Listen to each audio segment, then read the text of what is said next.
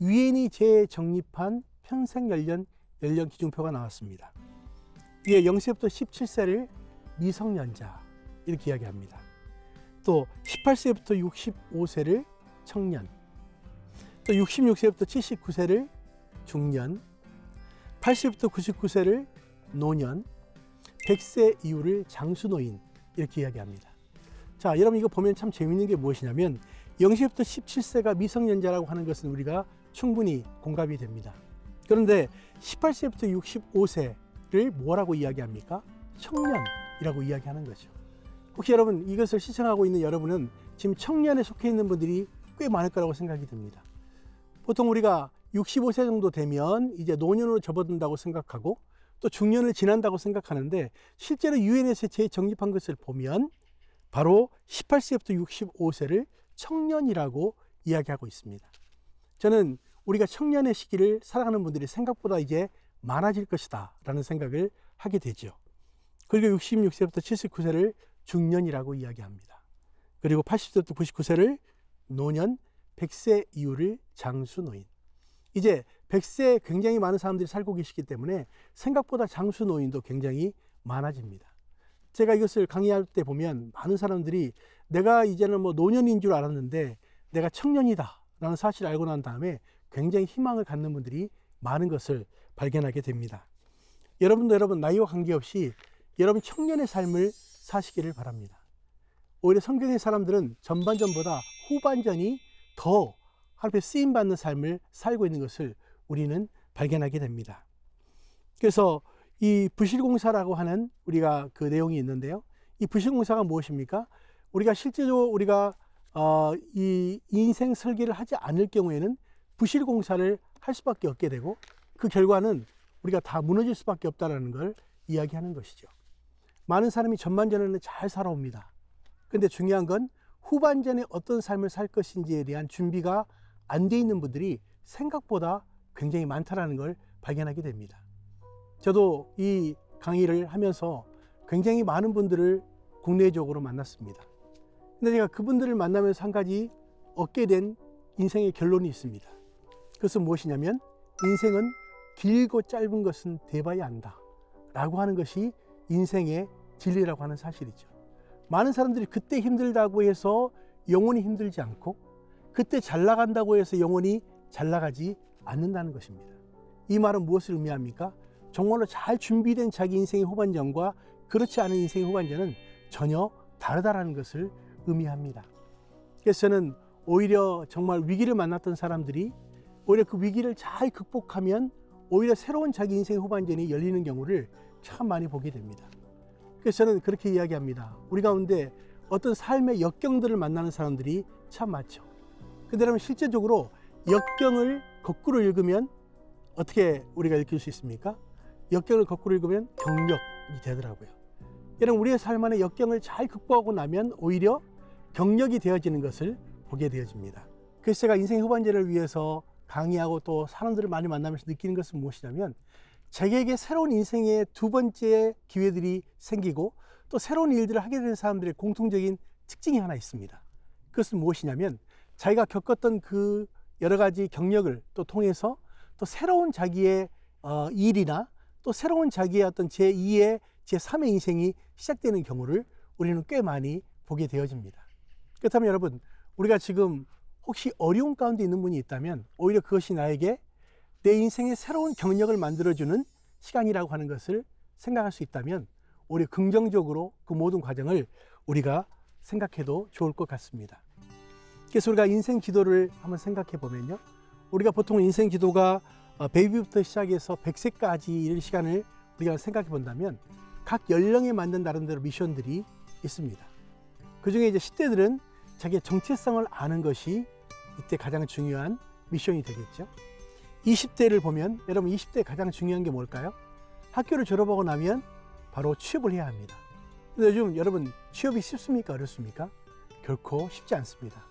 그래서 그런 말이 있습니다. 20대에 한 번도 부모 속썩이지 않고 학교 졸업하자마자 취직을 했다. 이런 경우 우리가 뭐라고 이야기하냐면 가문의 영광이라고 이야기합니다. 그리고 30대, 40대 직장을 잃었다가 다시 직장을 찾았다. 이런 경우는 우리는 동네가 잔치할 일이라고 이야기합니다. 동네가 함께 축하할 일이라고 이야기하는 거죠. 또 50대, 60대 자기가 할 수 있는 자기 일이 있다. 이런 경우를 국가적 경사 그렇게 이야기합니다.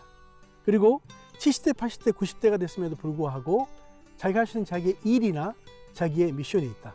이런 경우를 세계 8대 불가사의라고 이야기합니다.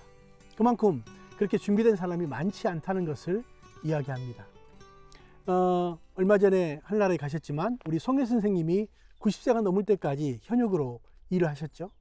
그래서 그분이 90세가 넘어도 인기가 많았던 이유가 두 가지 때문에 인기가 많았다고 이야기합니다. 첫 번째는 전국 노래자랑 하셨기 때문에 사모님이 밥을 안 해줘서 너무 좋았다는 거 아닙니까?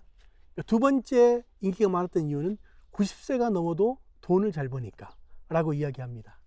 그래서 요즘 그런 이야기가 있지 않습니까? 집에서 한 끼도 안 먹는 남편을 뭐라고 이야기합니까? 예, 영식님. 이 호칭이 굉장히 중요하죠. 한 끼 먹는 남편을 일식씨, 세 끼를 다 먹는 남편을 삼시세끼라고 이야기합니다. 근데 새끼는 끼니의 새끼지 욕하는 게 아니기 때문에 오해하실 필요는 없습니다. 그만큼 자기가 일이 없으면 계속 그런 배우자와 함께 그런 갈등을 가질 수밖에 없다는 사실을 이야기를 하는 것이죠. 그만큼 어쨌든 우리의 인생에 있어서 가장 중요한 전체 우리 인생 지도를 보면 자기가 어떤 시기에 어떤 일을 해야 될 것인지에 대한 자기의 미션을 발견하는 일이 굉장히 중요합니다. 그래서 이 인생 지도를 조금 더 구체적으로 이제 설명해 보자면 우리가 보통 20대는 출세를 위해 앞만 보고 달려가는 시기가 바로 20대입니다. 이때 가장 중요한 게 무엇입니까? 속도보다 방향이라고 이야기하는 거죠. 그래서 우리가 어떤 방향으로 가야 될 것인가를 20대 부모님이나 좋은 멘토들을 통해서 잘 설정하는 것이 굉장히 중요합니다. 또 30대 자신의 분야에서 어느 정도 기반을 잡는 시기이지만 특별히 이 시기는 굉장히 어렵죠. 한국의 30대만큼 어려운 시기가 없습니다. 이때는 자기가 나머지 인생에 대한 구체적인 정말 인생의 계획을 확실하게 세워야 되는 그런 단계입니다. 또 40대는 인생의 의미에 대한 질문을 시작하게 되는 시기라고 이야기합니다. 보통 이 시기를 우리는 사춘기라고 이야기합니다. 우리가 보통 우리 자녀들이 겪는 시기를 사춘기라고 이야기하고 또 중년들이 겪는 시기를 사축이, 가을 추자를 써서 이야기하는 것이죠. 어쨌든 우리가 이제는 사춘기를 통해서 자기 인생에 정말 나머지 인생을 어떻게 살 것인가를 구체적으로 준비해야 되는 그런 때입니다. 또 50대 이후에 치열한 전투가 끝난 뒤에 피로감이 몰려오게 되고요. 결국은 이제는 자기 인생의 나머지 시간을 확실하게 액션 플랜에 나가야 되는 그런 시간이라고 말할 수 있습니다. 그래서 여러분, 성경의 사람들은 중요한 것은 후반전이 강합니다. 많은 사람들이 전반전을 열심히 강하게 살아오지만 후반전을 실패하는 사람들이 꽤 많지 않습니까? 근데 오히려 성경의 사람들은 후반전이 강합니다. 우리가 잘 아는 것처럼 아브라함은 75세에 부르심을 받았습니다. 또 모세는 80세에 부르심을 받고 이 산지를 내게 달라고 했던 갈렙의 연세는 85세였습니다. 그리고 요한계시록을 썼던 사도 요한이 반모섬에서 요한계시록을 기록한 연세가 90세가 넘을 때입니다. 여러분, 오히려 사람들은 그때 아무것도 할 수 없다고 생각하는 그 시점에 오히려 하나님의 사람들은 더 하나님 앞에 쓰임받았던 모습을 보게 되는 것이죠. 저는 여러분이 이 100세 시대에 오히려 전반전보다 후반전이 더 놀랍게 쓰임받는 여러분이 되셨으면 좋겠습니다.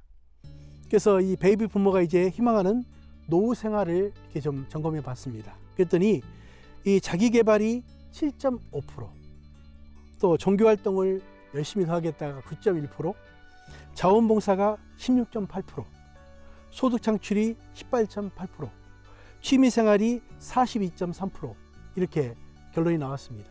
근데 저는 생각할 때 우리가 후반전이 예전에는 짧았을 때는 이렇게 해도 되지만 우리가 긴 시간에 앞으로 100세 시대가 남아 있다면 우리가 좀 더 앞에 있는 부분, 자기개발이나 자원봉사, 또 종교활동, 소득 창출이 훨씬 더 우리에게 준비가 필요한 시간이 아닌가 하는 생각을 하게 됩니다. 제가 이 강의를 하면서 수많은 사람을 만나보면서 그런 생각을 합니다.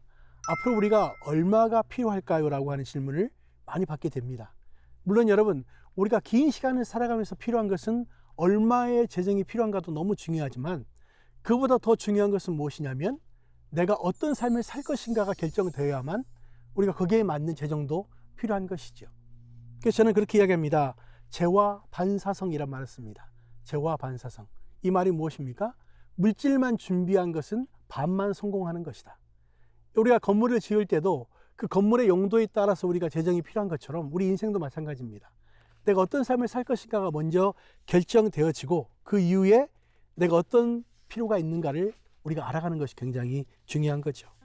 그래서 여러분, 우리 인생은요, 세 권의 책으로 우리가 쓰여집니다. 첫 번째 책은 과거라는 이름의 책입니다. 이 책은 이미 다 기록되어져 있습니다.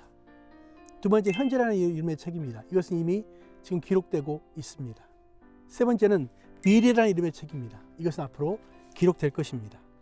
중요한 건 무엇입니까? 이제 여러분, 과거, 현재, 미래 중에 가장 중요한 것은 바로 현재입니다. 왜? 현재를 어떻게 살 것인가가 결정되어야만 여러분 미래도 결정되기 때문인 것이죠.